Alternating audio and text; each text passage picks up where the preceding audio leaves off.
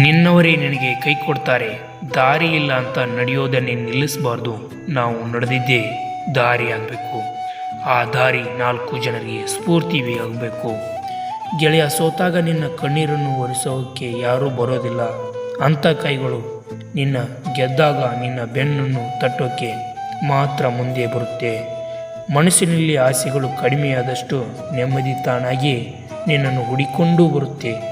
ಜೀವನದಲ್ಲಿ ನಿನ್ನ ಕೈ ಹಿಡಿದು ಕಾಪಾಡೋರಿಗಿಂತ ನಿನಗೆ ಕೈ ಕೊಡ್ತಾವರೇ ಜಾಸ್ತಿ. ನೀನು ಏಕಾಂಗಿಯಾಗಿ ಇರಬೇಕು ಅಂದುಕೊಂಡಾಗ ನಿನ್ನವರೇ ನೆನಪಾಗುತ್ತೆ. ನಿನ್ನವರೇ ನಿನ್ನನ್ನು ಕರೆಗಣಿಸಿದಾಗ ಆ ಏಕಾಂತವೇ ನಿನಗೆ ಬೇಕು ಅನಿಸುತ್ತೆ. ಇಷ್ಟೇ ಪ್ರಪಂಚ. ನೀನಾಡುವ ಮಾತು, ಮಾಡುವ ಕೆಲಸ ನಿನ್ನ ಆತ್ಮಸಾಕ್ಷಿ ಒಪ್ಪಿದರೆ ಸಾಕು. ಬೇರೆ ಯಾರೂ ಕೂಡ ನಿನಗೆ ಸರ್ಟಿಫಿಕೇಟ್ ಕೊಡುವ ಅವಶ್ಯಕತೆ ಇಲ್ಲ. ಸೂರ್ಯನಂತೆ ಇರು. ನಿನ್ನ ನಂಬಿದವರಿಗೆ ಬೆಳಕಾಗಿ, ಊರ್ಕೊಳ್ಳೋರಿಗೆ ಬೆಂಕಿಯಾಗಿ. ಜನ ನಿನ್ನ ಮೇಲೆ ಅನುಮಾನ ಪಡ್ತಾರೆ, ಆಮೇಲೆ ನಿನಗೇ ಅವಮಾನ ಮಾಡ್ತಾರೆ. ಅದನ್ನು ಯಶಸ್ವಿಯಾಗಿ ದಾಟು. ಅವರೇ ನಿನಗೆ ಸನ್ಮಾನ ಮಾಡ್ತಾರೆ. ಯಾರೊಬ್ಬರು ಮಾತು ಬಿಟ್ಟು ಅಂತಹ ನಿನ್ನ ತಲೆ ಕೆಡಿಸ್ಕೋಬೇಡ. ಏಕೆಂದರೆ ನೀನು ಮಾತಾಡಿದರೆ ಸಾಕು ಅನ್ನೋ ಇನ್ನೊಂದು ಜೀವ ನಿನಗಾಗಿ ಕಾಯ್ತಾ ಇದೆ. ಅದರ ಕಡೆ ನಿನ್ನ ಗಮನ ಕೊಡು. ಯೋಚಿಸಿ ನೋಡಿದರೆ ಎಲ್ಲರೂ ನಮ್ಮವರು.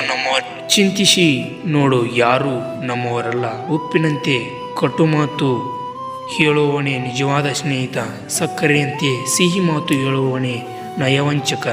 ಅದಕ್ಕೆ ಹೇಳೋದು, ಉಪ್ಪಿನಲ್ಲಿ ಉಳುಪಿದ್ದ ಇತಿಹಾಸದಲ್ಲಿ ಉಳುಪಿದ್ದುದು ಸಿಹಿ ಅಲ್ಲ ನಾವು ಎಂಬುದು ಮರೆತು, ನನ್ನಿಂದ ಎಂಬುದು ತೊರೆದು, ನಾವು ಎಂಬುದು ನೆನೆದು, ನಮ್ಮಿಂದ ಎಂದು ಮನಸ್ಸಿಟ್ಟು ಎಲ್ಲರೂ ಒಂದಾಗಿ ಬದುಕಿದರೆ ಅವನೇ ನಿಜವಾದ ಸಾಧಕ. ಗೆಳೆಯ, ಕೈಯಲ್ಲಿ ಇರುವ ರೇಖೆಗಳನ್ನು ಅಥವಾ ಹಣೆಯಲ್ಲಿ ಇದ್ದ ಕಾಣದ ಬರಹವನ್ನು ನಂಬಿ ಕುರುಡು ಜೀವನ ನಡೆಸಬೇಡ.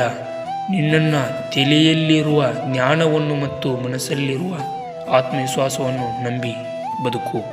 ಎಲ್ಲರಿಗೂ ಧನ್ಯವಾದಗಳು ಫ್ರೆಂಡ್ಸ್.